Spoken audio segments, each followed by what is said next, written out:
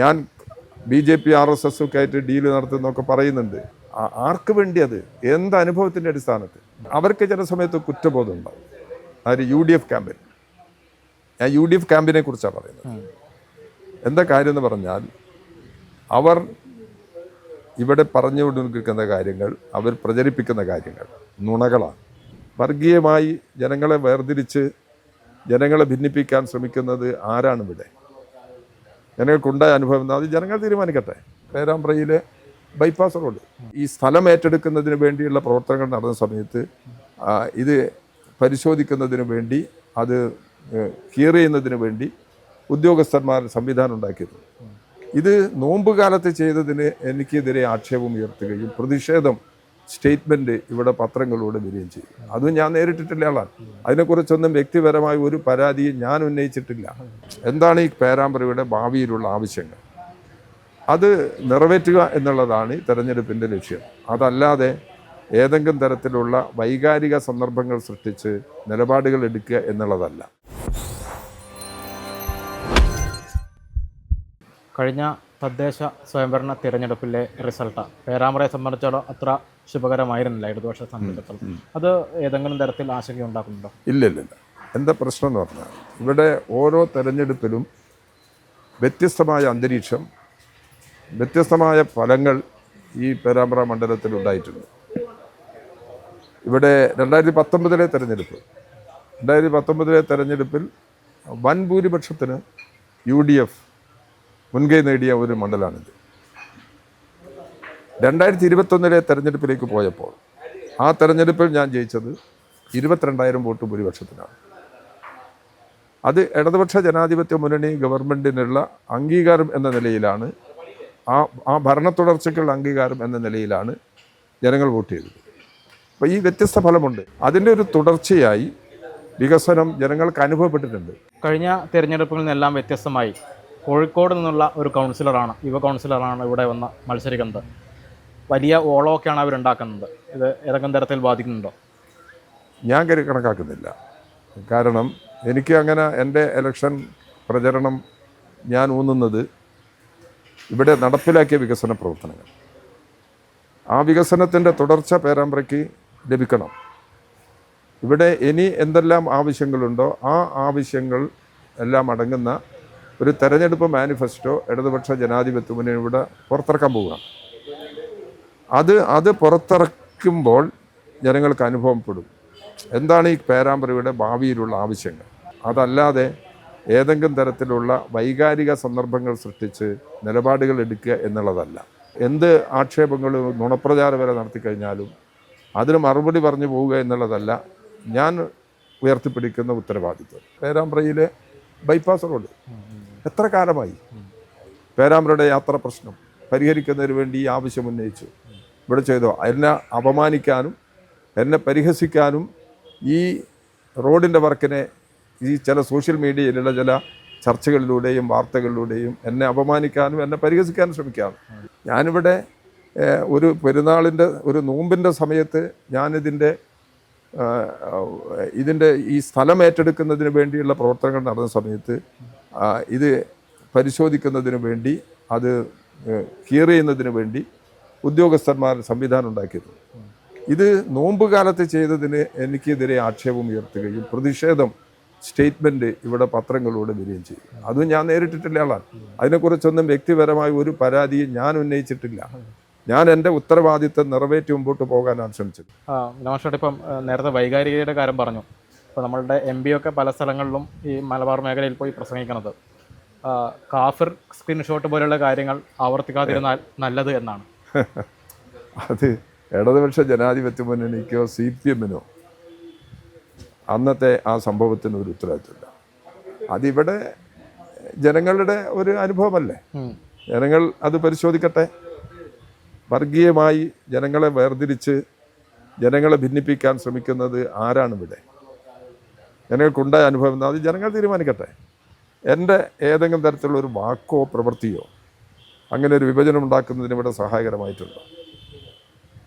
ഞാൻ BJP RSS ഒക്കെ ആയിട്ട് ഡീല് നടത്തുന്നൊക്കെ പറയുന്നുണ്ട്. ഇവിടെ CPM-ഉം ഇടതുപക്ഷ ജനാധിപത്യ മുന്നണിയും BJP RSS-ഉമായിട്ട് ഡീല് നടത്തുന്നു എന്നൊക്കെ പറയുന്നുണ്ട്.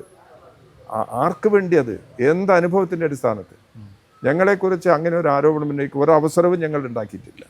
എല്ലാ വിഭാഗം ജനങ്ങളെയും ഒന്നിച്ച് കണ്ട് എല്ലാ വിഭാഗം ജനങ്ങൾക്കും സംരക്ഷണം കിട്ടാനുള്ള, അവരുടെ വിശ്വാസങ്ങൾക്കനുസരിച്ച് ജീവിക്കാനുള്ള സാഹചര്യം സൃഷ്ടിക്കാനാണ് ഞങ്ങളെല്ലാം ഇന്ന് വരെ ഞങ്ങളെല്ലാം രാഷ്ട്രീയ ജീവിതത്തിൽ ശ്രമിച്ചിട്ടുള്ളത്. ആ അനുഭവം ജനങ്ങളുടെ മുമ്പിലുണ്ട്. അത് ആരെങ്കിലും വന്നിട്ട് ഇല്ലാതാക്കാൻ കഴിയുന്നൊരു അനുഭവമില്ല. ഞാൻ പറഞ്ഞല്ലോ, അരനൂറ്റാണ്ട് കാലമായി പേരാമ്പ്രയുടെ ജീവിതവുമായി ബന്ധപ്പെട്ട് നിൽക്കുന്ന ഒരാളാണ് ഞാൻ. അപ്പോൾ പേരാമ്പ്രക്കാർക്ക് അറിയാമല്ലേ, ഈ നാടിൻ്റെ പൊതു ആവശ്യത്തിന് വേണ്ടിയാണ് എൻ്റെ സമയവും എൻ്റെ ജീവിതവും ഞാൻ ഉപയോഗിക്കാൻ ശ്രമിച്ചിട്ടുള്ളത്. മേലിലും അങ്ങനെയാണ് ചെയ്യുക. അത് ജനങ്ങളുടെ ഒരു അനുഭവത്തിൻ്റെ ഭാഗമായി അവർക്ക് ബോധ്യമുള്ള കാര്യമാണ്. ആ ജനത എന്നെ വലിയ തോതിൽ സ്വീകരിക്കും എന്നാണ് ഞാൻ വിശ്വസിക്കുന്നത്. LDFിൻ്റെ ഒരു സ്ഥാനാർത്ഥി തന്നെയാണ് നിങ്ങളുടെ ഇവിടെയുള്ള UDF സ്ഥാനാർത്ഥിക്കെതിരെ ജമാഅത്ത് ഇസ്ലാമിയാണ് സ്ഥാനാർത്ഥി ഇങ്ങോട്ടേക്ക് അയച്ചത് എന്ന് പറഞ്ഞിരിക്കുന്നത്. അല്ല, അത് താങ്കൾ ഉദ്ദേശിക്കുന്ന കാര്യം ഈ അഹമ്മദ് ദേവർകോവിലിൻ്റെ സ്റ്റേറ്റ്മെൻ്റാണ് എന്നാണ് ഞാൻ കരുതുന്നത്. അത് അദ്ദേഹം തന്നെ വിശദീകരിച്ചിട്ടുണ്ട്. അത് സംബന്ധിച്ച് എനിക്ക് ഒരു പ്രതികരണവുമില്ല, ഒരു അഭിപ്രായവും എനിക്കില്ല. ഞാനങ്ങനെ ഒരു അഭിപ്രായം പറഞ്ഞിട്ടില്ല. അപ്പോൾ അഹമ്മദ് ദേവർകോവിൽ അതിനാവശ്യമായ വിശദീകരണവും നൽകിയിട്ടുണ്ട്. അവരാ ഉന്നയിച്ച ആരോപണത്തിൽ ഉറച്ചു നിന്നുകൊണ്ട് അവർ വിശദീകരണം നൽകിയിട്ടുണ്ട്. അതിനെക്കുറിച്ച് എന്തെങ്കിലും പ്രതികരണം ഞാൻ നടത്തേണ്ടെന്ന് LDF കൺവീനർ എന്നുള്ള നിലയിലും ഞാൻ നടത്താൻ ഉദ്ദേശിക്കുന്നില്ല. എന്തെങ്കിലും വിശദീകരണം കൂടുതൽ ആവശ്യമാണെങ്കിൽ അഹമ്മദ് ദേവർകോവിൽ ഇവിടെ ഉള്ള ഒരാളാണ്, അദ്ദേഹം ജീവിച്ചിരിപ്പുണ്ട്. അദ്ദേഹവുമായി സമീപിച്ചു കഴിഞ്ഞാൽ അദ്ദേഹം കൂടുതൽ വിശദീകരണം നൽകുക എന്നുള്ളതല്ലാതെ ഞാനത് വിശദീകരിക്കാനില്ല. ഞാൻ ചോദിക്കാൻ കാരണം അറിയാം, ഈ സംഭവത്തിന് ശേഷം ഈ ഇവരുടെ UDF ഹാൻഡിലുകളിലൊക്കെ വലിയ രീതിയിൽ ഇത് ചർച്ചയാക്കുന്നുണ്ട്. ഫാത്തിമ തൈലയ്ക്കെതിരെ LDFിൻ്റെ ഒരു സ്ഥാനാർത്ഥി തന്നെ ഉന്നയിക്കുന്നു എന്നൊക്കെ പറഞ്ഞിട്ടേ, അത് വലിയ ഏതെങ്കിലും തരത്തിലുള്ള വൈകാരികത മുതലെടുക്കാനുള്ള ശ്രമമാണോ അത്? എനിക്കറിയില്ല. അത് അവർക്ക് ചില സമയത്ത് കുറ്റബോധം ഉണ്ടാവും. അതായത് UDF ക്യാമ്പിൽ, ഞാൻ UDF ക്യാമ്പിനെ കുറിച്ചാണ് പറയുന്നത്. എന്താ കാര്യം എന്ന് പറഞ്ഞാൽ, അവർ ഇവിടെ പറഞ്ഞുകൊണ്ടിരിക്കുന്ന കാര്യങ്ങൾ, അവർ പ്രചരിപ്പിക്കുന്ന കാര്യങ്ങൾ നുണകളാണ്, യാഥാർത്ഥ്യവുമായിട്ട് ബന്ധമില്ലാത്തതാണ്. അതിൻ്റെ കുറ്റബോധം ചില സമയത്ത് അവരെ അലട്ടുന്നുണ്ടാവും. അതുകൊണ്ട് ജനങ്ങളുടെ മറ്റ് പ്രശ്നങ്ങളിലേക്ക് അതാണ് ഞാൻ പറയുന്നത്, അങ്ങനെ ചില വൈകാരിക പ്രശ്നങ്ങളിലേക്ക് ശ്രദ്ധ തിരിച്ചു വിട്ട് അവർക്ക് നേട്ടമുണ്ടാക്കാൻ കഴിയുമെന്നായിരിക്കും അവർ പ്രതീക്ഷിക്കുന്നത്. എനിക്ക് ആ നേട്ടം വേണ്ട. ഞാൻ ആ നേട്ടത്തിന് വേണ്ടി നിൽക്കുന്നുമില്ല. ആ നേട്ടം ഏതെങ്കിലും തരത്തിൽ ഉപയോഗിക്കാനും ഞാൻ സന്നദ്ധനല്ല. പൊതുവായിട്ട് ഇലക്ഷൻ്റെ കാര്യം പേരാമ്പ്ര വിട്ട് മറ്റേ മൊത്തം നോക്കുമ്പോൾ കഴിഞ്ഞ ദിവസം പ്രതിപക്ഷ നേതാവ് VD സതീശൻ പറഞ്ഞിരിക്കുന്നത് പല മണ്ഡലങ്ങളിലും LDF BJP ഡീലുണ്ടാക്കിയിരിക്കുന്നു. അവിടെ പറയട്ടെ, ഏത് മണ്ഡലത്തിൽ? ഞാനങ്ങോട്ട് ഉദാഹരണം പറഞ്ഞുതരാം. ഇപ്പം അല്ല, മുമ്പ് ഈ കോഴിക്കോട് ജില്ലയിൽ അനുഭവം ഉണ്ടായിരുന്നു. ഞങ്ങളതിവിടെ പാർട്ടി പ്രവർത്തനം നടത്തുന്നവരാണ്. 1991 ഇലക്ഷനാണെന്നാണ് എൻ്റെ ഓർമ്മ. ആ തെരഞ്ഞെടുപ്പിൽ ഒരു കോൺഗ്രസ് ലീഗ് BJP സഖ്യം ഇവിടെ ഉണ്ടായി. അങ്ങനെ UDFിൻ്റെ സ്ഥാനാർത്ഥിയായി അറിയപ്പെടുന്ന ഒരു BJP RSS രാഷ്ട്രീയമുള്ള ഒരു ഡോക്ടർ മാധവൻകുട്ടി അവിടെ സ്ഥാനാർത്ഥിയെ ബേപ്പൂരിൽ. ഇടതുപക്ഷത്തിൻ്റെ സ്ഥാനാർത്ഥി ടി കെ ഹംസ ഏതെങ്കിലും തരത്തിൽ അവരുമായിട്ട് ഡീലുണ്ടാക്കിയിട്ടുണ്ടോ? ഇല്ല. അന്ന് ഇടതുപക്ഷ ജനാധിപത്യ മുന്നണി സ്ഥാനാർത്ഥി വടകര പാർലമെൻറ്റ് മണ്ഡലത്തിൽ KP ഉണ്ണികൃഷ്ണനായിരുന്നു. KP ഉണ്ണികൃഷ്ണന് വേണ്ടി തെരഞ്ഞെടുപ്പ് പ്രവർത്തനം നടത്തിയവരാണ് ഞങ്ങളെല്ലാം, ഇടതുപക്ഷ ജനാധിപത്യമുള്ള സ്ഥാനാർത്ഥി എന്നുള്ളത്. അവിടെ പിന്നെ അന്ന് UDFിൻ്റെ സ്ഥാനാർത്ഥി ആരായിരുന്നു? ഇങ്ങനെയുള്ള അവിടെ അപ്പം ഈ BJP RSS കൂട്ടുകെട്ടിൻ്റെ ഭാഗമായി അവർ നടത്തിയിട്ടുള്ള പ്രചാരണവും അതുപോലെ തെരഞ്ഞെടുപ്പ് പ്രവർത്തനത്തിലുള്ള അനുഭവങ്ങൾ ഇവിടെയുണ്ട്. അതാണ് ഈ വടകര ബേപ്പൂർ മോഡൽ എന്ന് പറയുന്നത്. അത് കോൺഗ്രസ് ലീഗ് BJP സഖ്യം രൂപപ്പെട്ടതിൻ്റെ ഉദാഹരണമായിരുന്നു. അതുപോലുള്ള ചില രീതികൾ തെരഞ്ഞെടുപ്പ് രംഗത്ത് കോൺഗ്രസും BJPയും ചേർന്ന് സ്വീകരിക്കാറുണ്ട്. ആ അനുഭവങ്ങൾ വെച്ചുകൊണ്ടാണ്, അത്തരമൊരു രീതി വെച്ചുകൊണ്ടാണ് അവർ ഇടതുപക്ഷ ജനാധിപത്യ മുന്നണിക്കും CPMനെതിരായി ഇതുപോലുള്ള ആരോപണം ഉന്നയിച്ച് രംഗത്ത് വരും. അതുകൊണ്ട് ഞങ്ങൾ ആ ആരോപണത്തെ ഒരു തരത്തിലും ഞങ്ങൾ മുഖവിലേക്കെടുക്കുന്നില്ല. ഞങ്ങൾ ശരിയായ നിലപാട് എന്താണ് എന്നുള്ളത് ജനങ്ങൾക്ക് ബോധ്യമുണ്ട്. ജനങ്ങൾ മുമ്പിൽ അത്തരം നിലപാടുകൾ അവതരിപ്പിച്ചുകൊണ്ട് തന്നെയാണ് ഞങ്ങൾ മുന്നോട്ട് പോകുന്നത്. പാലക്കാട് സ്ഥാനാർത്ഥിയെ മുന്നിൽ നിർത്തിയാണ് പ്രധാനമായും പറയുന്നത്. പിന്നെ ഈ റാന്നി, കോന്നി, മഞ്ചേശ്വരം മണ്ഡലം. അല്ല, ഓരോ അസംബ്ലി മണ്ഡലത്തിലും ആ അസംബ്ലി മണ്ഡലത്തിൻ്റെ സാഹചര്യം ഉപയോഗിച്ചുകൊണ്ടാണ് ഇടതുപക്ഷ ജനാധിപത്യ മുന്നണി സ്ഥാനാർത്ഥികളെ നിർത്തിയിരിക്കുന്നത്. ആ സ്ഥാനാർത്ഥികളെ നിർത്തുമ്പോൾ ഞങ്ങളെ നയിച്ച വികാരം ഒരു തരത്തിലും BJP ജയിക്കാൻ പാടില്ല. ഇവിടെ BJPയും UDFും ജയിക്കാതെ ഇടതുപക്ഷ ജനാധിപത്യ മുന്നണിക്ക് അനുകൂലമായ വിധി ഉണ്ടാവണം. അതിന് പറ്റാവുന്ന സ്വതന്ത്ര സ്ഥാനാർത്ഥികളെ ചില മണ്ഡലങ്ങളിൽ ഞങ്ങൾ നിർത്താൻ ഇടവന്നിട്ടുണ്ട്. അത് ഈ ശക്തികളെ, ഈ രണ്ട് വിഭാഗങ്ങളെയും തോൽപ്പിക്കുക എന്ന രാഷ്ട്രീയ നിലപാടിൻ്റെ ഭാഗമാണ്. ഒരിക്കലും BJPക്ക് അനുകൂലമായ, വർഗീയതയ്ക്ക് അനുകൂലമായ ഒരു നിലപാടും കേരള രാഷ്ട്രീയത്തിൽ ഞങ്ങൾ സ്വീകരിച്ചിട്ടില്ല, സ്വീകരിക്കുകയുമില്ല. ഈ കഴിഞ്ഞ തദ്ദേശ ഇലക്ഷനിലൊക്കെ ഈ ശബരിമല വിഷയമായിരുന്നു ഭയങ്കര ചർച്ച. പക്ഷേ ഈ നിയമസഭാ തിരഞ്ഞെടുപ്പിലേക്ക് വരുമ്പോൾ കോൺഗ്രസ് ഈ ഒരു ചർച്ചയിൽ നിന്ന്, അല്ലെങ്കിൽ UDF ഈ ഒരു ചർച്ചയിൽ നിന്ന് പിന്നോക്കം പോയിട്ടുണ്ടോ? അത് അവരാണ് വ്യക്തമാക്കേണ്ട കാര്യം. അത് അവർ വ്യക്തമാക്കട്ടെ. ഞാൻ അതിനെക്കുറിച്ച് പറയാൻ തയ്യാറായില്ല. എൻ്റെ ഒരു നിലപാട് ഞാൻ പറയുന്നത്, ശബരിമല വിഷയത്തിൽ CPMഉം ഇടതുപക്ഷ ജനാധിപത്യ മുന്നണിയും എടുത്ത നിലപാട് വിശ്വാസത്തിനെതിരോ അല്ലെങ്കിൽ ഏതെങ്കിലും ആളുകളെ അപമാനിക്കുന്നതിനോ ഒന്നുമല്ല. ശബരിമലയുടെ സംരക്ഷണവും വിശ്വാസിയുടെ സംരക്ഷണവും ഞങ്ങൾ ഉയർത്തിപ്പിടിക്കാൻ വേണ്ടി ശ്രമിച്ചിട്ടുണ്ട്.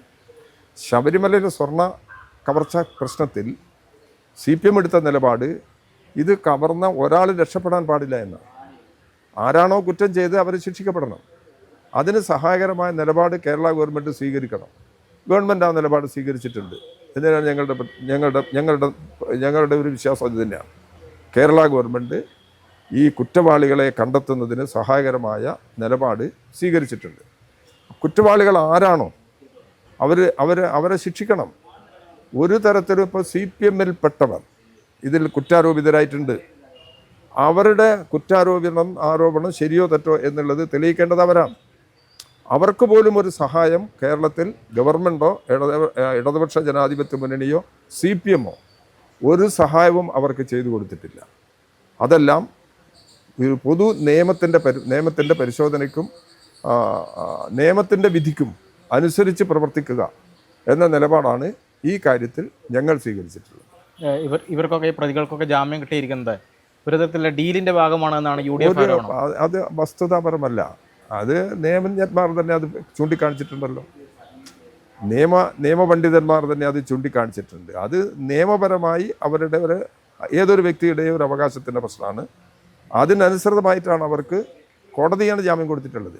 ആ ജാമ്യം കിട്ടുന്നതിന് വേണ്ടി ഗവൺമെൻറ്റോ അല്ലെങ്കിൽ പാർട്ടിയോ ഒരു തരത്തിലും പ്രതികളെ ഏതെങ്കിലും തരത്തിൽ സഹായിക്കുന്നതിന് വേണ്ടിയുള്ള നിലപാട് ഞങ്ങൾ സ്വീകരിച്ചിട്ടില്ല.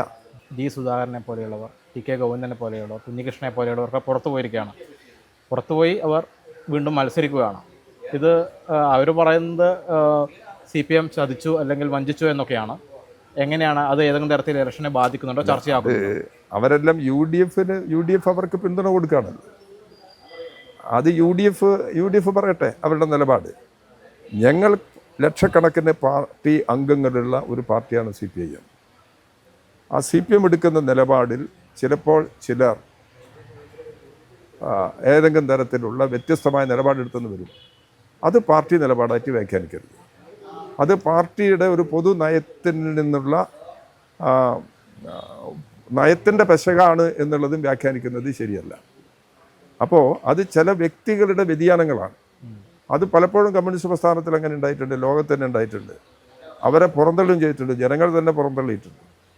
അതുകൊണ്ട് പാർട്ടി നിലപാടിൻ്റെ ഭാഗമായി ഇവർ വ്യാഖ്യാനിച്ചു കഴിഞ്ഞാലും അത് പാർട്ടിയിൽ വിശ്വസിക്കുന്ന, പാർട്ടിയുടെ സംഘടനാ തത്വങ്ങളും പാർട്ടിയുടെ നയപരിപാടികളും അംഗീകരിക്കുന്ന ആർക്കും ഈ നിങ്ങളിവിടെ പരാമർശിക്കപ്പെട്ട വ്യക്തികൾ എടുത്ത നിലപാട് ഒരാൾക്കും ന്യായീകരിക്കാൻ കഴിയുന്നതല്ല. ആരും ന്യായീകരിക്കുന്നുമില്ല. അത് വ്യക്തിപരമായിട്ടുള്ള നിലപാടാണ്. ആ നിലപാടിനെ പാർട്ടി അംഗീകരിക്കുന്നില്ല.